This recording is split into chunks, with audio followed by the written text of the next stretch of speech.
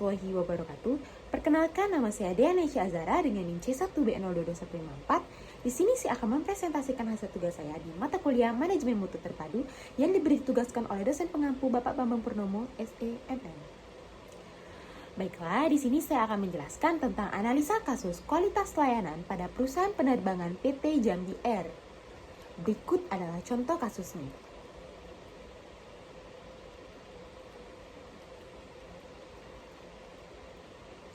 Selanjutnya, saya akan menjawab beberapa pertanyaan yang diajukan.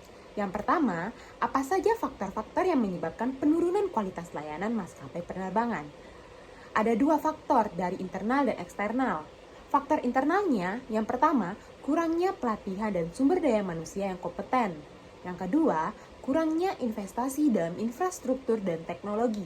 Yang ketiga, proses dan prosedur yang tidak efisien. Lalu yang keempat, budaya perusahaan yang tidak fokus pada pelanggan.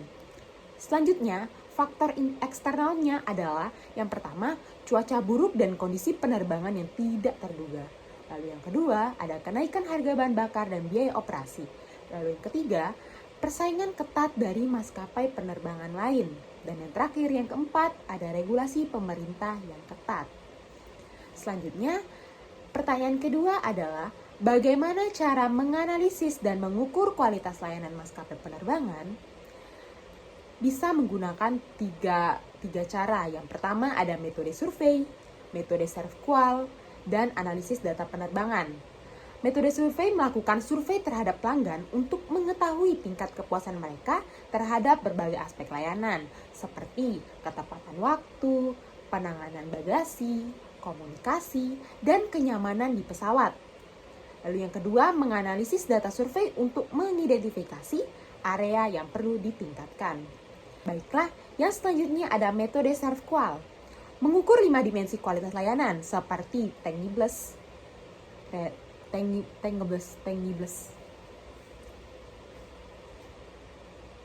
Baiklah, cara yang selanjutnya ada metode self-qual.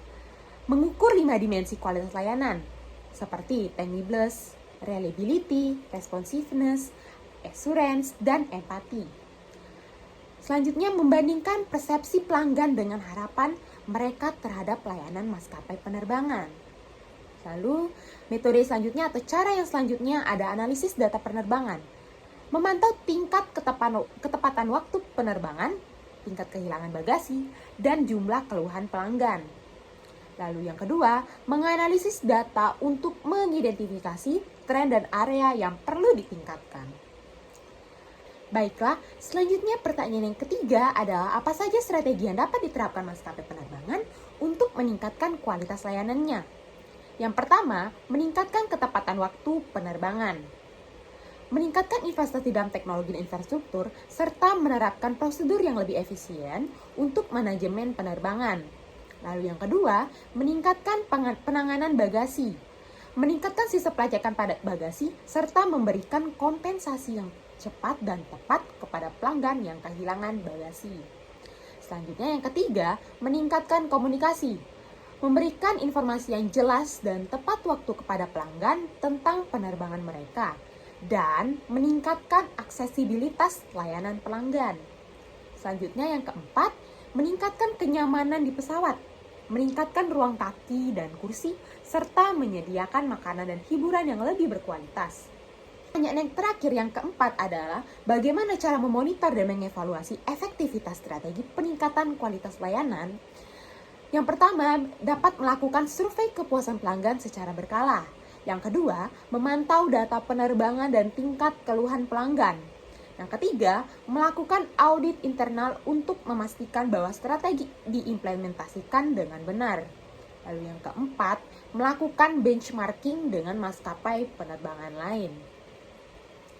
Baiklah, mungkin itu saja yang bisa saya sampaikan. Lebih dan kurangnya saya mohon maaf. Wassalamualaikum warahmatullahi wabarakatuh.